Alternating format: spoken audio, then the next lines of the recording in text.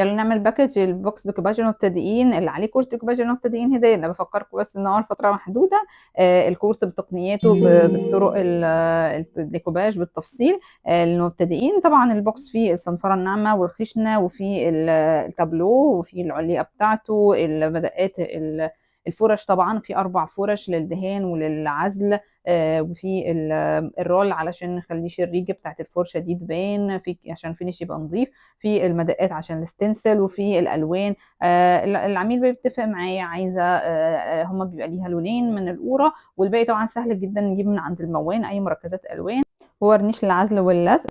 ولو لاحظتوا هنا دي كرتونة فلوموكس انا بعمل فيها باكجينج علشان صيدلانية، فباخد بلم من الصيدلية الكراتين دي واستخدمها. نيجي بقى لفايل العجائب، في طبعا الستنسل، وفي ورق الاي 4، وفي المنديل. هي كانت عايزة الورقة تكون اصغر من التابلو علشان تعمل هي دمج. ده ستنسل بقى مكتوب عليه بيتك ومطرحك واهلا وسهلا شرفتونا عزتونا، بينفع قوي قوي في الصواني.